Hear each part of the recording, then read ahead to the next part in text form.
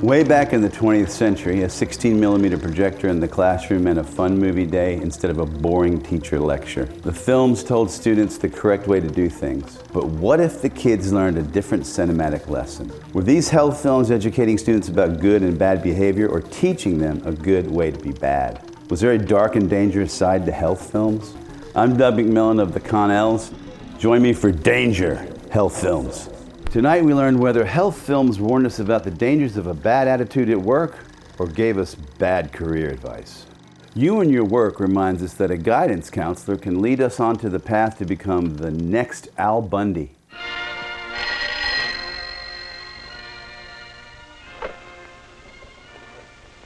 Hello, Barlow speaking. Yes.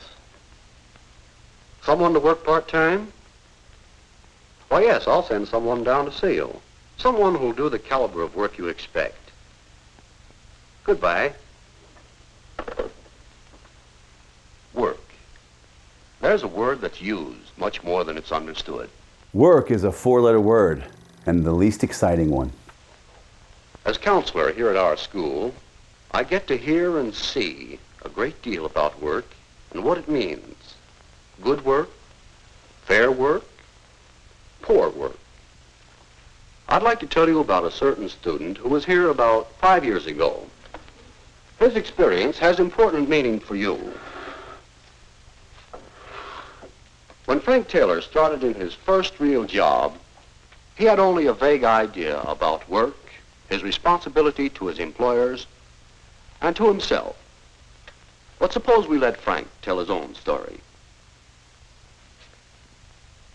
It all started with a sign in the window of Canfield's shoe store. Sounded good, a chance to earn money for some of the things I wanted. So I talked to Mr. Canfield. We got along all right, and, well, I got the job. It wasn't bad for a week or so, but then I began to get bored. The shoe business is better if you have a foot fetish. It was just put shoes away. And then the pay I got. Huh. That wouldn't buy many of those things I wanted. The shoe business was no good. Boy, some of those people really made me sick.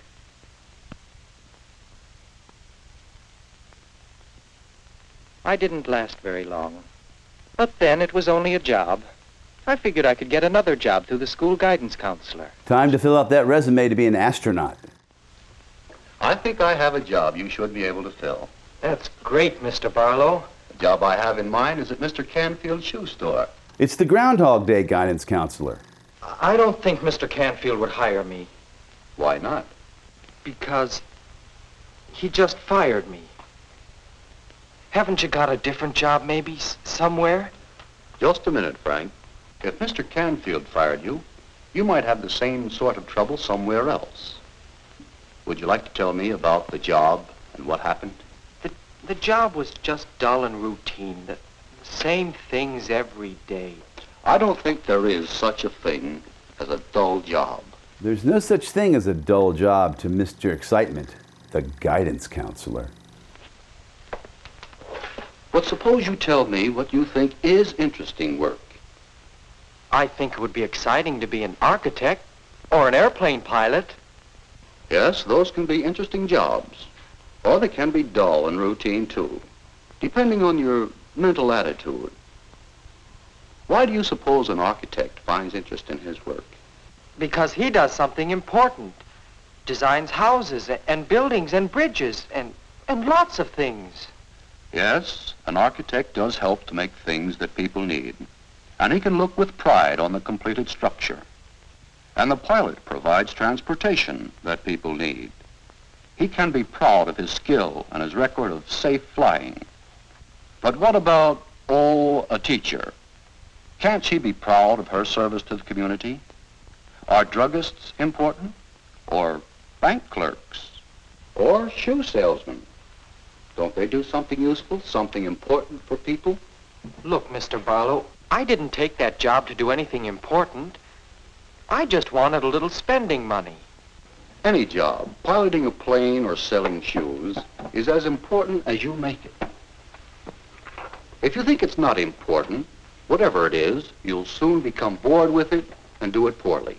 Being an airline pilot when one could smoke, drink highballs, and molest the stewardesses in the cockpit is as dull as a shoe salesman. To enjoy your work, you'll need to find in it more than money. You'll need personal satisfaction, pride of accomplishment, a sense of importance to others. Whether it's a part-time job after school or a lifetime career. Aim low at underachiever tech. And as for money, well, we all want money. But if you don't perform any service, or if you don't do your work well, you can't expect much in return, can you? How did a guidance counselor get such a huge office? Why, guess not. I bet this guy embezzles. If your work is to profit you, it must also profit your employer and profit society. This work sounds like a pyramid scheme. But how can you do a job well if it isn't interesting?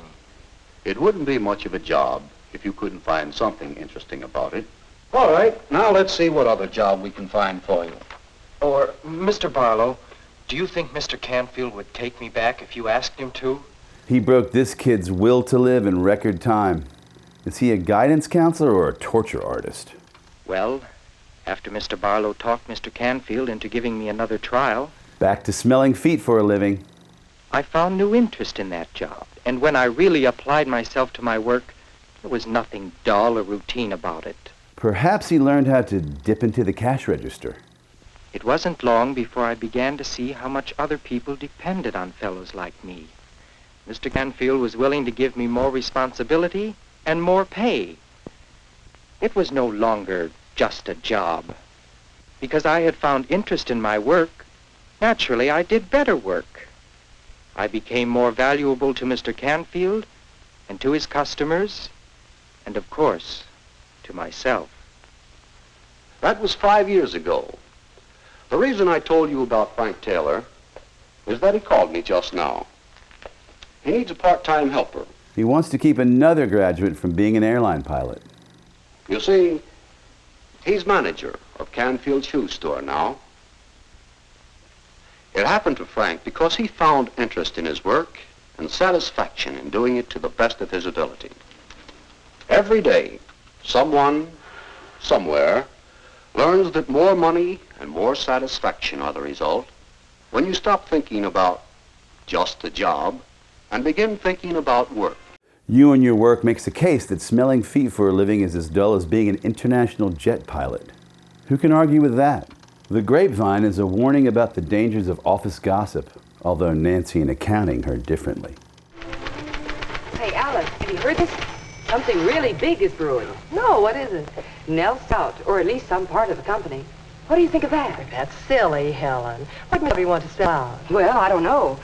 But Nell said when she was in his office, she overheard him talking about it. Do you think there's really anything to it? Well, Nell says she heard Mr. Cowdery say that the Perkins Company plant in Cleveland can handle the entire load. You can figure it out from there. Everybody's talking about it. Cleveland? It has to be serious to involve Cleveland. Gee, I hope not. Oh, there's Mr. Stone. I'll see you, Helen. Okay, so long. Cordially yours. That'll be all for now, Alice. Mr. Stone. Mr. Stone. Yes? Well, I was wondering if you could tell me if it's... Well, you see, my husband works here in town, and we just bought a new house, so... Well, I'd hate to have to move or look for another job or anything, and... What are you trying to say, Alice? Well, you see, everybody's talking about Perkins Company taking us over, maybe moving us all to Cleveland. I was just wondering if you could tell me if it's true, because if it is... What? Well, I'll be... How do rumors like that get started? Look, Alice, who told you that? Don't be the office narc. Well, it's kind of all over the office, Mr. Stone. Well, you and the rest of the girls can forget it. There's nothing to it. Why is it people are always interested in things that are none of their business? First thing you know, the darndest rumors get started like this one. Look, Alice, will you please take my advice and not repeat any of these silly stories? It's always a silly story until you wake up in Cleveland. Yes, Mr. Stone. The grapevine. Yeah, the old grapevine. Grapevine? More like a prune pit around him. Something simple happens, it's misinterpreted. A story starts and grows and grows. For instance, 2 weeks later.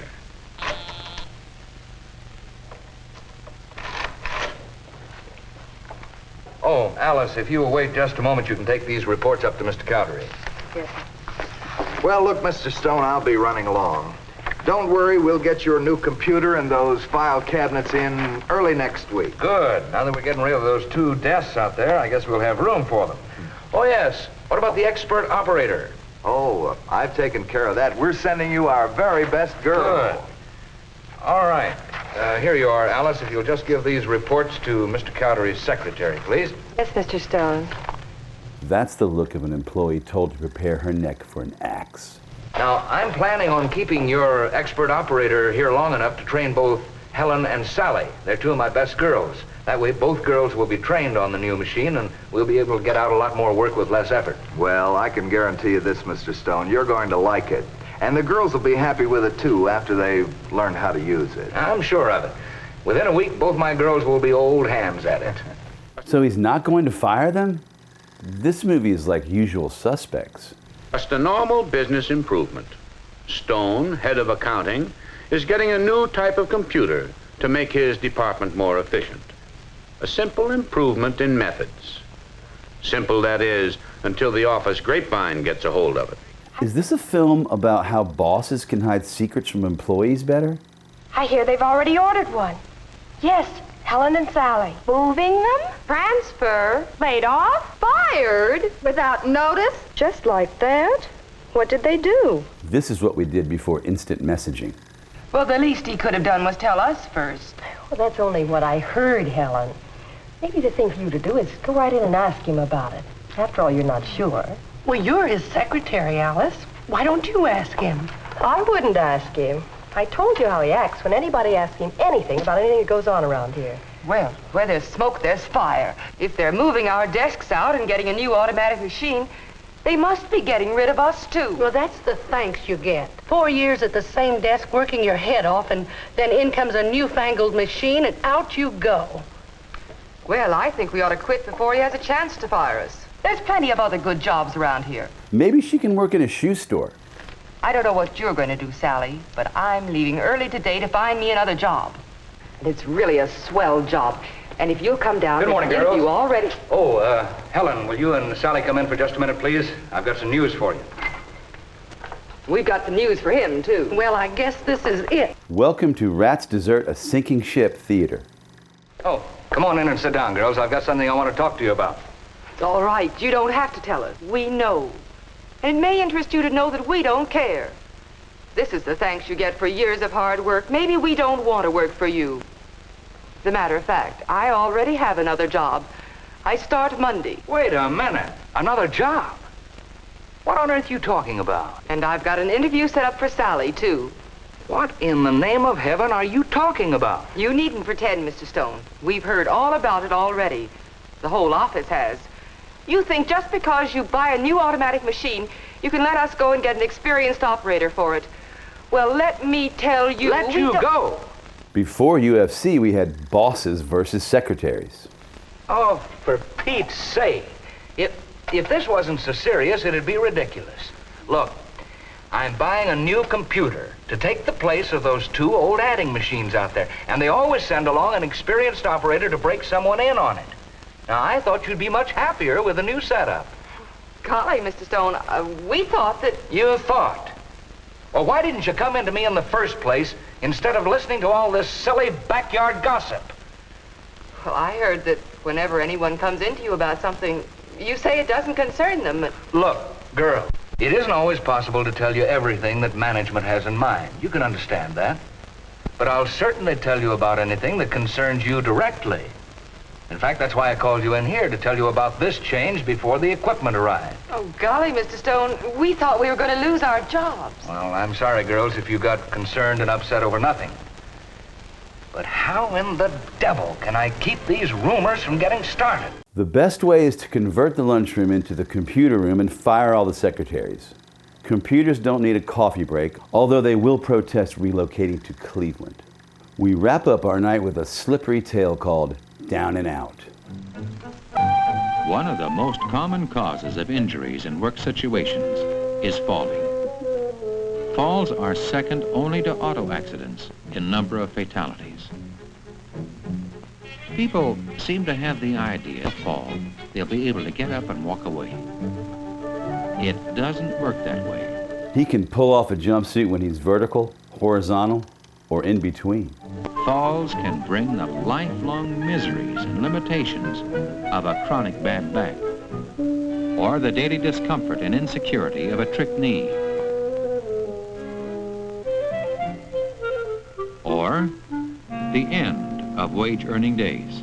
Is this employee clumsy, incompetent, or addicted to filing workman's comp claims? When a person slips, the feet simply slide out from under it.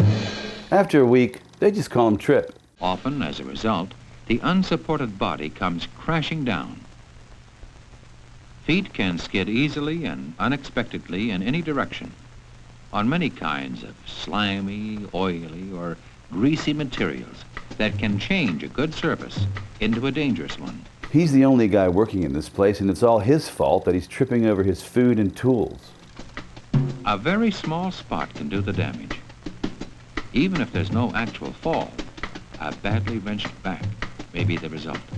This company makes painkillers. Sometimes the feet go out from under the body because a surface moves out from under them. Carrying something can greatly increase the risk of falling. A new balance factor is added. Why does the company keep around such a messy worker? Nepotism? An uneven place in the floor. A loose tile. A protruding steel band. A small item that shouldn't be there will do the trick. And if vision is blocked by the load being carried, a fall is practically guaranteed. A natural reflex attempt to reach out for something to hold on to can sometimes only make things worse. That's a bad company cafeteria. Height is another complicating factor, greatly increasing the seriousness of a fall. But a fracture from falling only one step can take as long to heal as any other.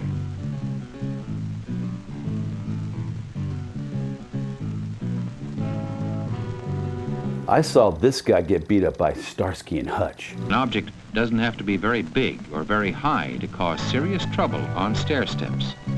He might be drinking on the job. A foot may be placed on a small or irregular surface where it can slip.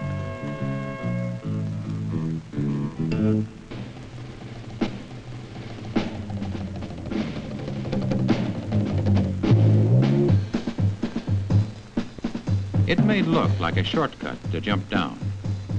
That's often a shortcut to the hospital. Shortcuts that look logical often wind up in dead ends. Trying to get across that last gap in a shortcut. That's some World Cup class knee clutching. May put a man out of work for several weeks. A person moving backwards who catches his heels at the edge of a platform can be thrown over so fast his head hits first. These are great ways to injure that annoying guy in the warehouse. Ladders combine height and balance. They can produce heart-stopping scares when they move just slightly, and bone-fracturing falls when they move enough. The 4-to-1 angle is always the safe position for setting up a ladder. The rule is, set a straight ladder 1/4 as far as the height of its support point. It's particularly important to secure ladders that are leaned against cylindrical or irregular surfaces, or set on uneven surfaces. But no matter how the ladder is set, any heavy pushing or pulling up there can lead to a painful fall.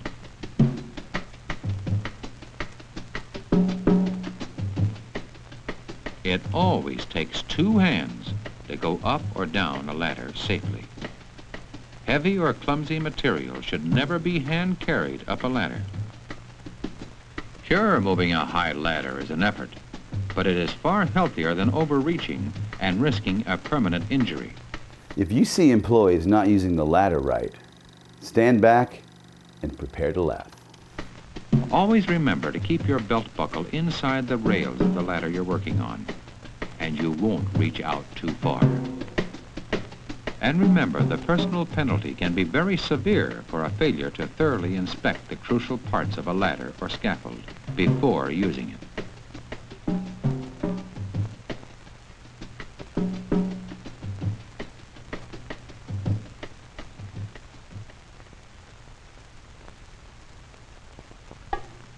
The best trick of all is not to fall. To some extent, it always hurts to fall. It may be only your dignity, or it may be your head, your back, and your paycheck that get hurt. Stay alert to this hazard. Remember how falls happen. Try to make sure that no one falls because of what you do. No one, including yourself. Scatter safety handbooks near the stairs and bam! He's a victim of an ironic injury. What do you think now? Did these health films warn about the dangers of the workplace or educate how to lower expectations, lie to employees, and file for workman's comp?